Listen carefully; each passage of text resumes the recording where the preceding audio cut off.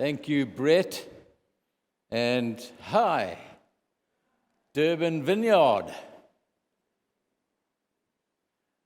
Half of you I can't recognize. Not because you're wearing masks, but because you got so old. And how did you get so old and I'm still so young? Quentin?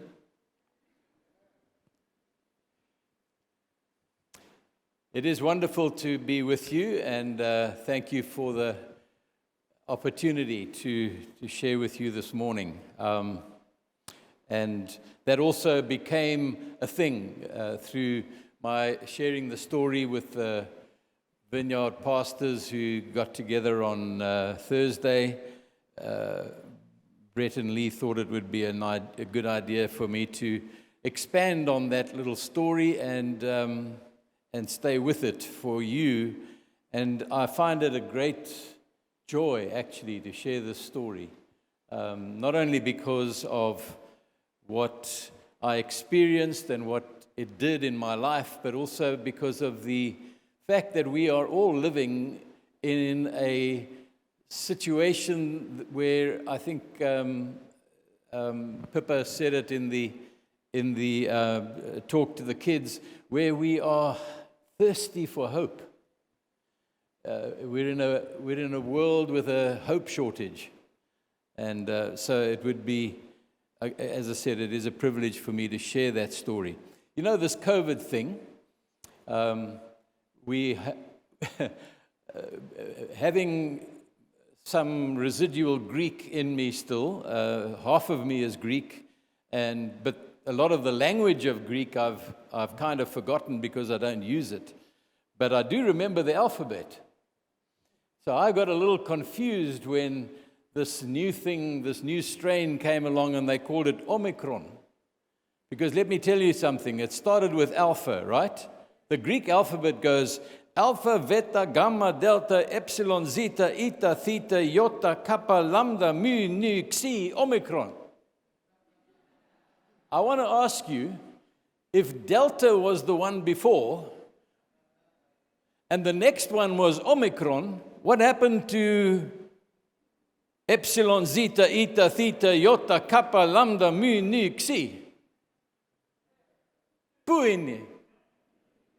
Where do they go? I think maybe what those guys were just like little commando raids of the virus that they just blitzed quickly. And it would be great if they would share those stories with us to let us know they are beating this thing. There are more of them on the run than there are coming at us. Right? Maybe that's just a pipe dream. But during 2020, of course, all of us had gone through the end of 2019, and then the virus started to infiltrate and hit us in early 2020. And during that first part, that hard lockdown that we experienced, there was confusion everywhere. I felt very sorry for the medical people, the medical professionals, because they were really trying to work out what to do while it was changing every day. And so I have no sympathy with people who say that our medical people had no idea and that they've just put on things on us that were unnecessary and all of that stuff. Believe me, people have been working 24/7 to get this thing under control, and I have nothing but huge respect for them. And in the middle of all of that, I became very irritated with how so many Christians and Christian leaders were becoming part of a whole, not only disparaging thing about the medical professionals and etc., but the conspiracy theories that fed all of that kind of terrible, critical, non-cooperative rubbish that was going on all over the world, and no less in South Africa. And I was kind of screaming out from the sidelines, Guys, stop with the conspiracy nonsense and ask this question. What is God saying to us through COVID? What is happening in the spiritual realm that COVID is trying to get our attention to think about? Because let me say this to you about every circumstance of your life. Every circumstance of your life has a message contained in it. God orders your steps, and He orders your steps for a number of reasons. Not so that you can have health and wealth and the death of your enemies and float to heaven on an inner spring mattress drinking Coca-Cola with an ever-decreasing golf handicap and an ever-increasing bank balance. He is ordering your steps so that this one single thing can happen to you. That you will become a reflection of the character of Jesus Christ. He has predestined us to be conformed to the image of His Son. That's what this is all about. And so COVID, believe it or not, contains in it some of the seeds of that kind of transformation of your soul, if you will stop and listen. And do not listen to social media and do not listen to the nonsense, but listen to what the Spirit is saying to the church. I think I could just stop there and we could go have coffee, right?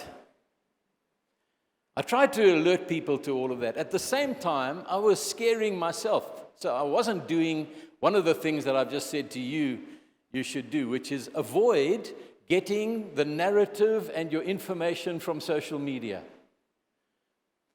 The particular thing that I was reading for, I guess like all of us, to try and find out what indeed was going on, is particularly the aspect of dying and the percentage of people that were dying and how they died. I have some friends who are medical professionals. They were telling me some of the scare stories of how people died of COVID. And even as I say that, I'm conscious that perhaps in this audience are people who have had loved ones who have gone that route. And we scare ourselves when we hear that. But I want to tell you there is hope for you to understand things differently in what I want to share with you. In myself, I've been a Christian now for 55 years. I became a Christian when I was 2.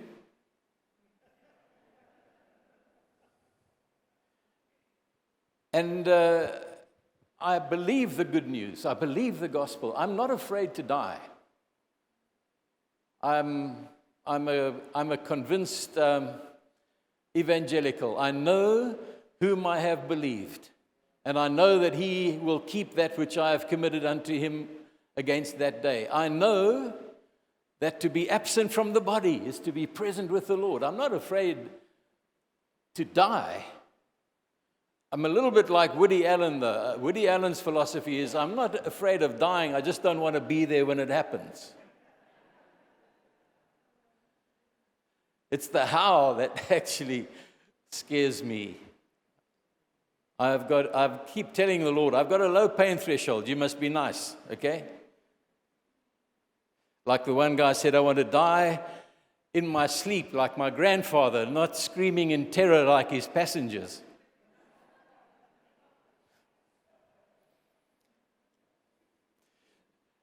In the story I'm about to tell you, understand, I know that no one size fits all. There's no one size fits all in this thing. Different people who are far more worthy than I am of the kind of outcome that I'm about to tell you about, had other things happen to them. There were some outcomes that I would go to God and say, really, Lord, if I were you, I would have saved that guy. I would have healed that person. Anybody ever had that kind of thing? I also know that one of the signs of the kingdom of God is that we die well. I know that. Sometimes the sign that the kingdom of God has come, and this happened for Jesus, by the way, it says, when the centurion saw how he died, he said, this one is the Son of God. When he saw how he died. So one of the signs can be that God heals you. Another one of the signs can be that God sustains you through illness and restores you and brings about a gradual process of change and healing. But sometimes it is that when you die well. You die with the worship of God on your lips. I've been, as a pastor, at dozens of deathbeds. Dozens. And in those times, I've seen people who know Jesus dying with such dignity and such beauty and such strength of conviction and of encounter with God, being escorted literally through the gates, that I have absolutely zero doubt of what happens on the other side.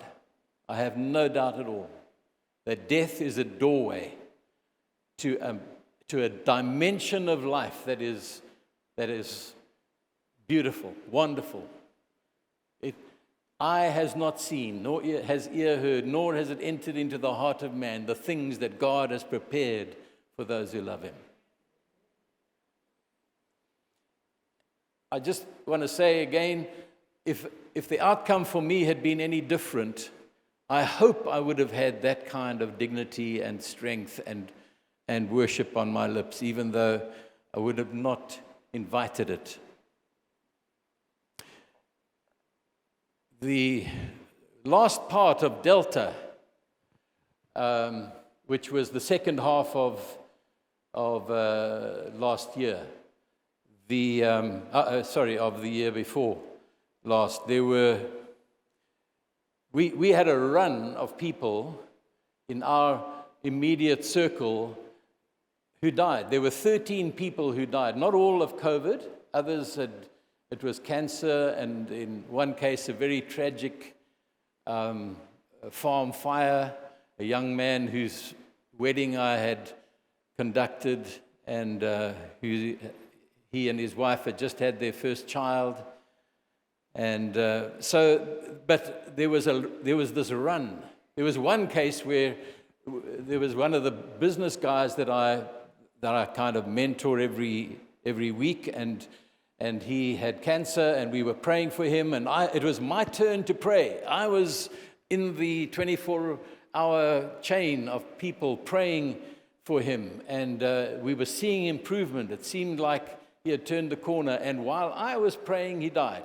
I got the phone call in the middle of my prayer, half an hour or hour, whatever it was, to say that he had died. So one of them had died in my arms. Another, I was kind of talking through things over the telephone. He was at a bit of a distance, physically. And at the end of 2020, I was in a state of, I call it faith fatigue. I had kind of come to the point where I go, I don't actually know how to pray anymore. I didn't really know how to have hope anymore in these circumstances. We went to Dubai to be with our kids for Christmas, and between the testing, the PCR test on Wednesday and flying out on Friday night, I was infected. And we flew home oblivious to the fact that we had become infected. We flew home, and on Monday, my symptoms began, and I went for a test. It was positive, and that started the first 12 days of dealing with Delta. Feeling sick, fever, pain, fatigue, night sweats, and on and on and on. My wife, Lorraine, who sends her love, by the way, to those of you who know her, but couldn't be with me on this trip, was slightly less severe. Her symptoms were slightly less severe than mine, but the two of us kind of commiserated and stayed in isolation, and people were dropping the food at our door and then running to their car before we opened the door so that they didn't catch it from us. But they were kind nonetheless. And day 12 came. I thought, yes, we're through it. It's now going to start getting better. And that day I started coughing blood. And it started going downhill. And Lorraine was better. I was starting to have difficulty oxygenating my blood. I could breathe, but it felt like I wasn't breathing, that kind of thing. And the fever intensified. And so that started the 5 nights of what I call COVID Valley. God had spoken to me through a text that I want to just share with you to set the context here. He had spoken to me through this text about the people, the loss of hope, the kind of faith fatigue that I'd had. And he gave me this phrase, and I used it in trying to comfort the widow of that young man who had died. I will give you the treasures of darkness, riches stored in secret places, so that you may know that I am the Lord. Isaiah 45. Also in the book of Hosea, I'd also been speaking from this, where he says, therefore I am now going to allure her. I will lead her into the wilderness and speak tenderly to her. There I will give her back her vineyards and will make the valley of Achor, which is the valley of desolation, basically, a door of hope.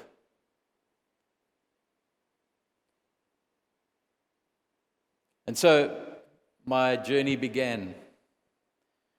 My kids and others sent me, the first day they sent me this message. Dad, this is a time to fight. Don't just do the thing, because I would always make a joke about how man flu is much worse than everybody else experiences it and all of that, So, and my kids were saying, now don't joke, fight. This is a time to fight. And they were sending me verses, and they were praying over the phone with me, and I was hearing that. I was hearing that as encouragement from the Lord. Fight. I used to get up in the morning, and while I still had energy, I would get outside and I would march around our little piece of lawn, and literally swinging my arms, because my physio told me to do this, swinging my arms and breathing in on 5 steps, breathing in, 5 steps, hold it, 5 steps, breathing out, to keep, I called it getting sunshine into my lungs. And very often stopping and coughing and falling down because of what it did inside me. I tried to pray. I had no voice, no energy. People were saying, the way you fight is worship. And I was going, yeah, right, okay. I didn't have the energy to worship, let alone the voice. And so I said to people, will you worship with me on my behalf? You do the loud part, I'll do the silent part. I also said, I don't even know what to pray, let alone have the energy to pray. Will you pray for me? The best thing I did is I gathered a group of people who started praying for me. And I was mumbling these pathetic little prayers. So that was day 1. That night, our bedroom, it's a medium-sized bedroom, and it goes out through a French door onto a patio. And this was the end of January, where in Cape Town it gets dark very late, like at 8:30, and it gets light very early, like at 4:30. I found that out by experience. I'd never never really seen the sunrise before. I always thought it could do it without my help. But I started experiencing sunrises. And this first night, through the night, I couldn't sleep. I was battling the fever, the pain. Lorraine was in a state of PTSD, I promise you. She was so terrified about what was happening. Again, we'd been told by people, if your SATs go below 90, go straight to the ER. Do not pass go. Do not collect 200 rand. Just go and let them admit you. And I was saying one thing, I'm not going to hospital. Don't take me to hospital. I was fighting them. I learned how to jippo that little oximeter, I promise you. I would go, and finally, and then I would say, okay, now take it.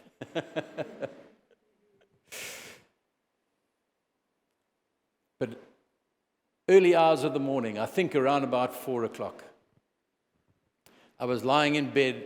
The bed was drenched. I was in pain and fever and frustration. And I was going, oh God, I don't know what to say. Oh God, oh God, oh God. And I lifted my eyes and I looked down through, past my feet to the French doors. And I saw Jesus walking into our bedroom. He was walking on the storm. It was that scene from the gospel where he's walking on the water. But it was so amazing to watch him because it wasn't just, the serene walking that you see in those paintings they did. Jesus walking. He was like having fun. He was like walking. He was standing on the wave. As the wave would come up, he would stand there and then he'd jump to this side and he was like walking and dancing and hopping and skipping and jumping on the water. And he walked into our bedroom. And he was standing at the doorway. And I was expecting, okay, this is it. This is wonderful. And then he just stood there like a kid riding a hoverboard. He was just like standing on the waves, looking at me. And I said, why are you just standing there? Why don't you stop the storm? And he immediately answered me and he said, I'll stop the storm when you stop looking at it.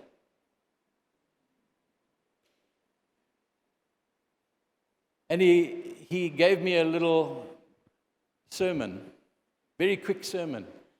He stood there. It was like wind blown. His hair was wet. He was standing on these waves, and he said, just think about what you've just said. I'm in your bedroom, and all you can see is the storm. What is that saying about you? And what is that saying about your faith? The first thing that Jesus taught me about dealing with whatever is coming our way is this. If your focus is on the thing that you want him to do, you miss the entire point. We do not believe in Jesus. We do not believe in God for what he does for us. We believe in him because he is. We believe in him and we worship him because he is worthy. It's not divine arm twisting. I'll worship you. This is the deal. I'll worship you and you fix me. He's going, no, that was never the deal. You worship me because that's what everybody who has seen the other side of this earthly life, that's what everybody is aware of, that's all there is the worship of God. That's all there is God himself, and he's on a throne, and everybody who's around that throne is falling on their faces half the time and worshiping and saying, you are worthy. He didn't give me that whole Bible study. He just said, I'm in the room. Why is it that you are just looking at the storm? And that was our encounter, day one. The second day, and I couldn't wait for nighttime that night, because I was thinking, maybe he'll come again. And sure enough, he did. Now, by the way, before this encounter, I've had two visions of Jesus in my 50-something years of being a Christian. I don't have time to go into them, but those were two things that I call open visions. They were things that I saw when I wasn't looking for them, and I didn't kind of bring them on, but they just happened to me. And each of them contained a very important turning point and message that I was supposed to take to the church. So how I know that this was an open vision is this. Ever since this experience that I'm describing to you, I've tried to conjure it up. I've tried to get the picture back, like get it back in my mind. I can remember it, but I can't conjure it up. I know the presence of God. When I'm like, I do the usual thing, the examine prayer 3 times a day, and I invite and I become aware of the presence of God at the beginning point. And I am aware, and I'm aware somewhere in my interior. I know it in my knower. I've got a knower that knows. And I have a sense of the presence. You know that, eh? You know that? The presence of God, knowing the presence of God. And so I still do that. I still have that. But this absolute flooding of my senses with this person who is so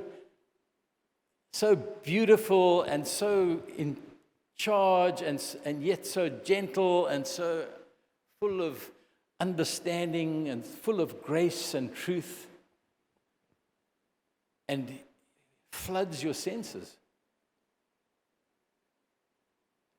So the next night he came again. The storm wasn't going. But, I didn't tell you the end point, is that when I just stopped and repented of what I was thinking and worshipped, and I just worshipped from my heart. I couldn't say anything, I just worshipped from my heart. And he stopped the fever. In the next few minutes, he just stopped the fever. The next night, he came walking in, and he said, I want to show you. He said, I want us to just get this dying business out of the way. I want us to get this dying business out of the way. Now, some people had been sending me messages. They'd been praying. They sent me this message, and 15 of them sent the same message, and it was this: Costa, you're not going to die. You still have work to do. That was the message. And I thought, I believed it. At the same time, I also knew it's probably, some of it is true, but some of it is probably mixed with the sentiment of those people. They like me, and they don't want me to die, and so they say, no, don't worry, you're not going to die. So in a way, I believed it, and in another way, I said, well, maybe they're just being kind, but I might still die. And so Jesus started there, and the first thing he said to me, those 15 people? They're right. You're not going to die. So let's get this dying business out of the way. But I want to show you about dying so that you will never get worried about that ever again. And he took me to a door. It was a funny little door, like a garden gate in a wall. And there was this green door. I thought heaven was going to be like, pearly gates and gold and stuff. But it was a green door. And he said, here's the door. And he said, I want you to know something about that door. I've got the keys. And no one can go through that door without my permission. You are not going to go through that door 1 second before I say so. So relax. And he said, but by the way, you're not going to die now. This is not unto death.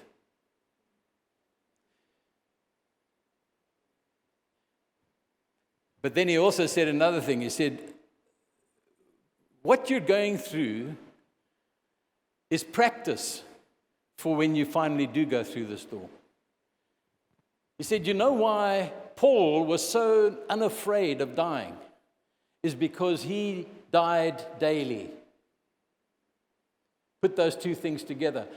You need to practice dying to yourself so that when you are going to die, it won't be difficult. If you die within yourself daily, if you lay down your life daily and say, Lord Jesus, it's not my life, it's yours. I lay it down. I die to my own agenda. I die to my own wants and stuff and ambitions and all of that stuff. I die to my program. I die to my ownership of myself, let alone the stuff. So that when you lose it, you're not losing anything because you lost it a long time ago. Are you getting that? Does that make sense?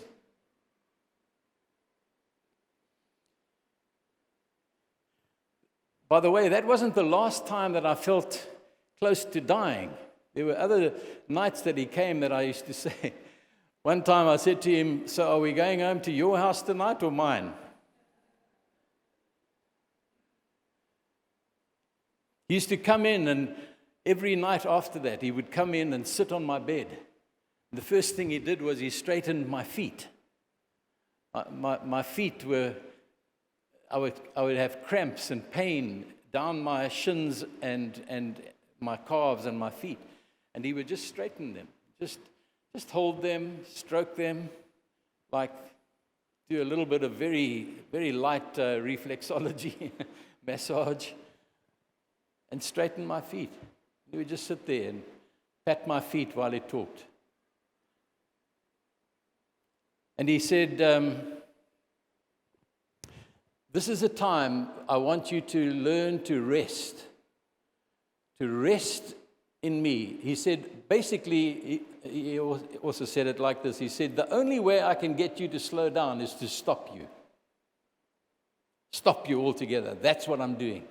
I'm stopping you so that from now on you will operate out of your own inability and my strength.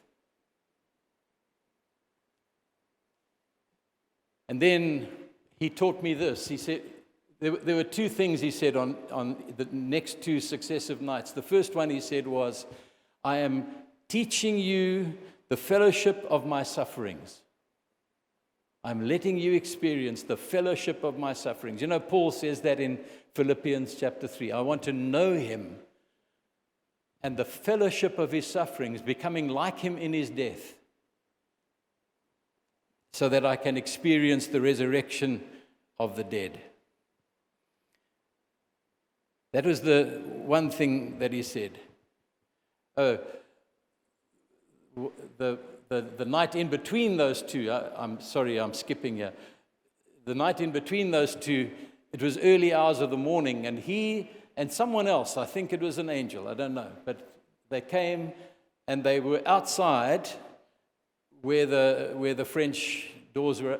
We leave that French door open at night with just a security gate, and this French door was open, and he came and he leant against the wall that leads to the bedroom. He just leant against it, and he had a clipboard in his hand and the pen or some instrument of writing, and he was just writing on there. And that's the time when he came and he said to me, you have more to do. You're not going to die because I do have more for you to do. And so you know what I did straight away? I said, what? Tell me, what am I supposed to do? And he said, you're going off topic. He said, I never told people beforehand what they are supposed to do before they had learned this, that the way you discover what you're supposed to do is by walking with me. Follow me. Follow me, and it will become evident what you're supposed to do. The problem with you guys, he said, is that what you do is you walk with me for a little way, then you think you've got it, what you're supposed to do, and then you go running off and try to do it by yourselves. I want you to know that whatever you are going to do for the rest of your life is going to be done in harmony with me. It's going to be done because you follow me. Jesus said another very important thing in the midst of this. He said, it's not about ministry. It's not about how you change the world. He said, I've never advertised the position. I never advertised for world changes. I am the one who changes the world. I'm the one who formed it. I'm the one who can transform it. I'm the one who shapes it. So he said, I'm not asking you to change the world. What I'm asking you to do is to be my friend, is to walk in relationship with me. And the rest will take care of itself. And every so often, you get a shot at like breaking the bread and it multiplies in your hand and you feed the hungry. And you give someone a cup of cold water and they receive more than a cup of cold water, they receive the love of God. If you're in relationship with God, it transforms your actions. And if you try to do those actions without it being out of a relationship with Him, it becomes hard work and it becomes exhausting and fatiguing and hope-destroying.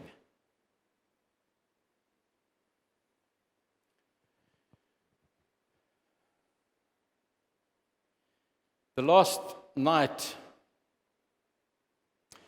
I was sharing with him about how people were praying. Oh, and that was the thing. He was sitting on the bed again, and I heard prayers. This is going to sound weird, but I heard people's prayers coming past me, and I saw him just like tilting his head like that and listening to the prayers. I was hearing the prayers, people were praying for me, and he was listening to them, and as they hit his ears, he was doing them. He was taking away pain. He was stopping the cough. I was at times racked with coughing to the point that I couldn't stop, and he stopped it in its tracks as someone was praying. So if you were some of those people who were praying, thank you. And I want you to learn something from this. Your prayers are incredibly powerful. Incredibly powerful. And when he saw me watching that, he kind of smiled and he said this. He said, I want you to, from this, I'm teaching you the power of the church I died for. He said, so many people are so busy with so many things in their churches that they forget that what I died for was a church that was dependent on me and that was united in its focus of what I am doing in the world.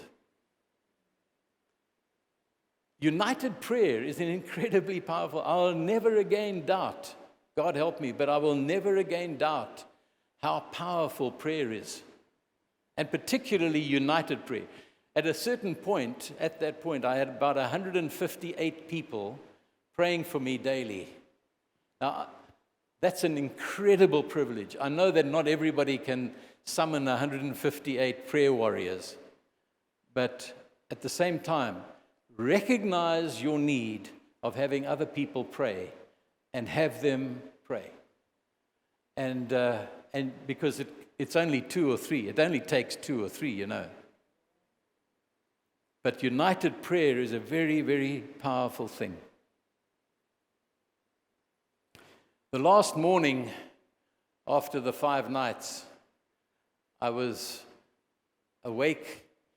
I think we had a time of Jesus sitting on my bed, and then he would just like fade. It was almost like he faded. He didn't walk out, he just faded out.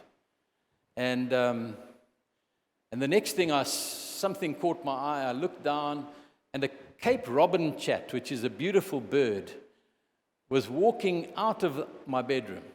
It had walked in the French window into the lounge, through the house, through the dining room, through the kitchen, and come in our bedroom.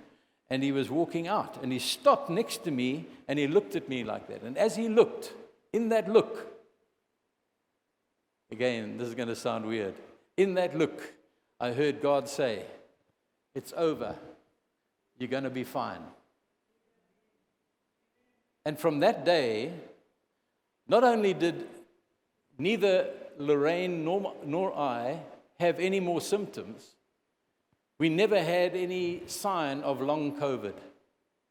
The fatigue left me immediately. I had energy to just live a normal day, day by day. It hadn't been that way up until then. And that day, that little Robin, and by the way, his name is Robbie, and he comes to our house every day. He comes to my lounge when I have people in the lounge talking to me, and he comes and he sits there, and he looks at us all, and he looks around, and then he goes to the kitchen and sees if he can find some cheese.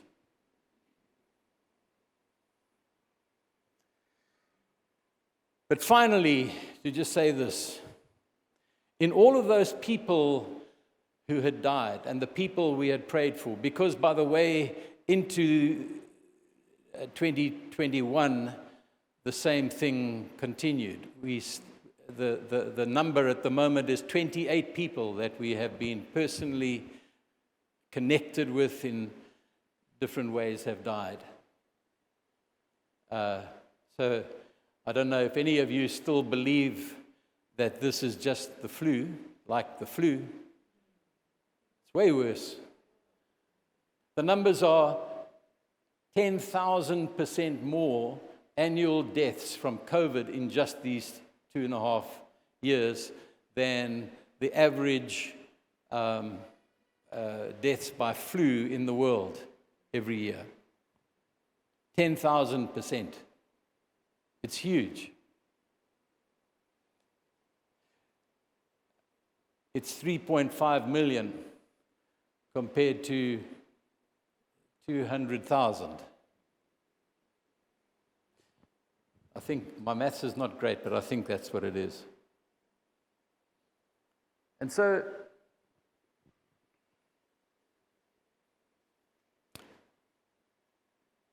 this is the thing that was the common denominator with all of those, including the person who died in my arms.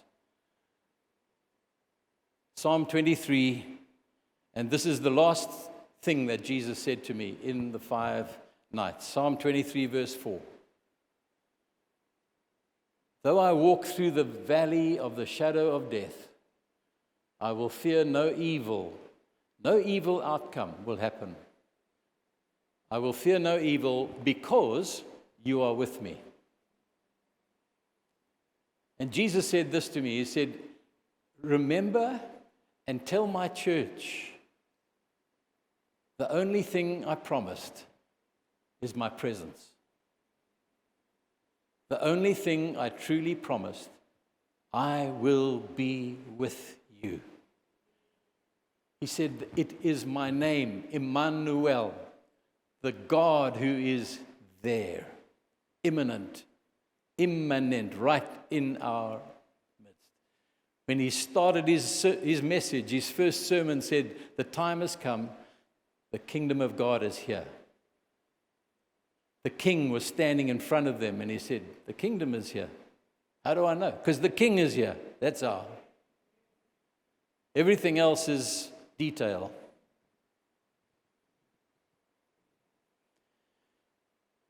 So, if you are listening to this and if you've been going through any kind of serious, difficult times, or if someone that you love or loved may have gone through the same or worse, the presence of Christ doesn't necessarily guarantee different outcomes or the same outcome for everyone, but what I can promise you is that you can invite Jesus into the midst of whatever it is you're feeling. Maybe you're fatigued. Maybe you're in faith fatigue. Maybe you're in a place where hope is not really easy for you right now. I wonder if we can all just stand for a moment.